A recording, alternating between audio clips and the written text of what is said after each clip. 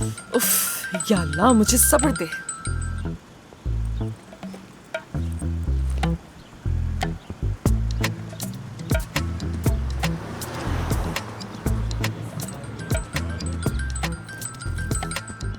बर्दाश्त नहीं हो रहे तो मुझसे। हाँ बोलो भाई, क्या मसला है तुम्हारे प्लीज साथ? फोन मत काटना, मैं तुम्हें बहुत याद करता हूँ। हम मिलकर बात करते हैं। तुमने जो कुछ किया मेरे साथ उसके बाद बात क्यों करूंगी? धुलिया देखो, मैं तुमसे मोहब्बत करता हूँ, मैं तुम्हें नहीं छोड़ सकता। तुमने धोखा दिया है मुझे, धोखेबाज इंसान। और हम मुझसे कह रहे हो तुम मेरे बगैर नहीं रह सकते हो? निकल जाओ मेरी जिंदगी से, चले जाओ। धुलिया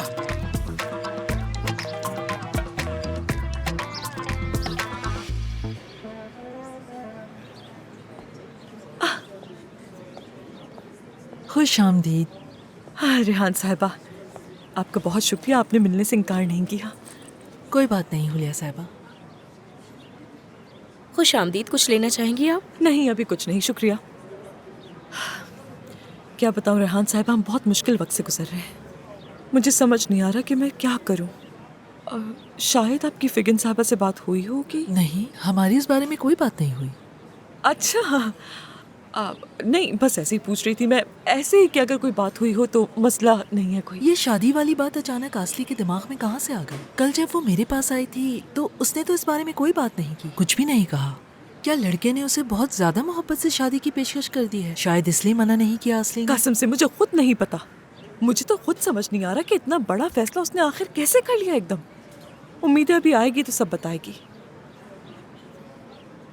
आ गई हो।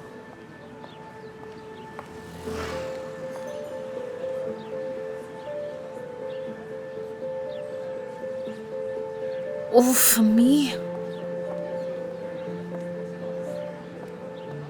सलाम रेहान साहिबा। मेरी जान, कैसी हो? ये क्या हो रहा है अम्मी? तुम कैसे अपनी जिंदगी बर्बाद करने जा रही हो ये सब कुछ बता दिया है। नहीं, रेहान साहिबा भी परेशान है मेरी तरह। आपने वही किया हमेशा की तरह जो आप करती हैं। शायद मैं खुद रेहान साहिबा को आज बताने वाली थी। शायद आपने ये कभी सोचा है? यकीनन नहीं। मैं तो सिर्फ तुम्हारी बेहतरी ही चाहती हूँ। आखिरकार तुम सिर्फ हमें जवाब दे तो नहीं ना, रेहान साहिबा को भी बताना जरूरी है। आखिर को उनकी बेटी का एक हिस्सा तुम्हारे अंदर है। आसली बेटा, बैठकर बात कर लेते हैं।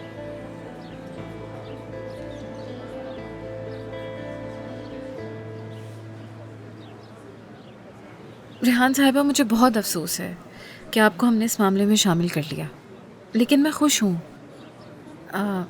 मैंने फैसला कर लिया है, मैं एमरे से ही शादी करना चाहती हूँ। जब तुम मुझसे अलग हुई थी तो तुम तो टूट गई थी।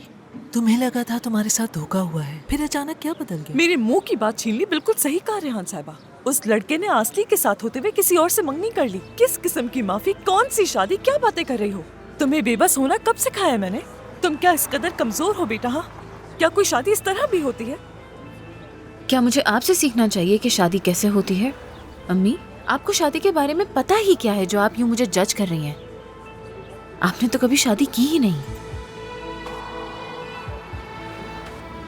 शर्म नहीं आ रही तुम्हें क्या? बदतमीज, इस तरह रेहान साहिबा के सामने कैसे बात कर सकती हो तुम मुझसे? हाँ हुलिया साहिबा, बस कीजिए। आसली बेटा, तुम पुरसुकून हो जाओ, अपनी सेहत का ख्याल रखो। क्या हुआ है हाँ, तुम्हें? बड़ी फिक्र है इसको।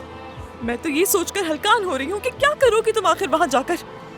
मुझे वाकई बहुत अफसोस है रेहान साहब। अगर तुम्हें माफी मांगनी चाहिए तो सिर्फ मुझसे मांगनी चाहिए। हुलिया साहिबा, खुदा के लिए चुप हो जाएं। आसली बेटा, चलो बाहर चलते हैं हम दोनों, मुझे तुमसे बात करनी है। अगर आपको एतराज ना हो तो आप यहीं बैठी रहिएगा।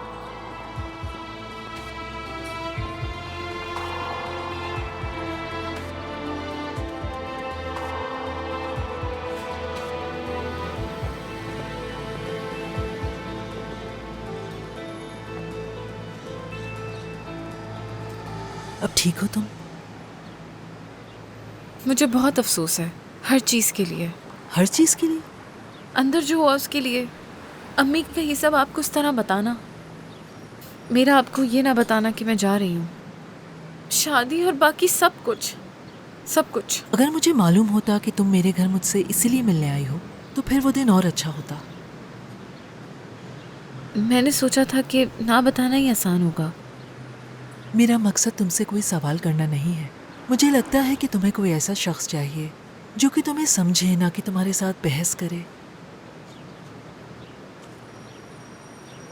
शायद ये अभी तक का सबसे खूबसूरत जुमला है जो मैंने सुना है। तो फिर बताओ, तुमने अचानक शादी का फैसला क्यों किया है? इसका मुंतकिल होने से क्या ताल्लुक है? रेहान साहिबा, मैं आजकल खुद को पहचान ही नहीं पा रही हूँ। यानी मुझे नहीं पता कि ये हालिया हालात की वजह से है या फिर इसलिए कि मेरे अंदर मलिका का एक हिस्सा है, लेकिन एमरे बहुत जाना पहचाना लगता है। मैं उसे जानती हूँ, वो हमेशा से मेरे साथ रहा है। दरअसल जब मैं खो गई थी तो शायद उसने मुझसे सही सवाल किया, इसलिए मैंने हाँ कर दिया। तो एमरे तुम्हारा रहनुमा है, तुम्हें यकीन है? जी।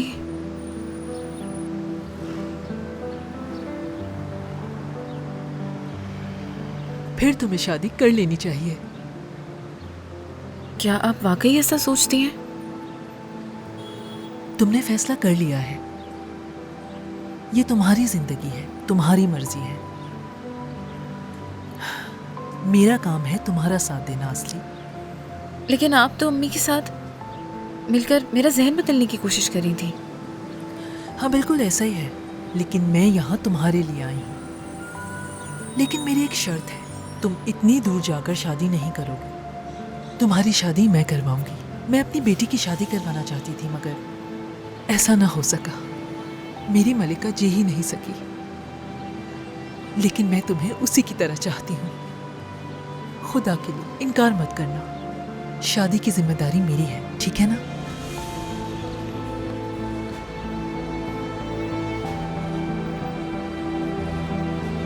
मेरी जान।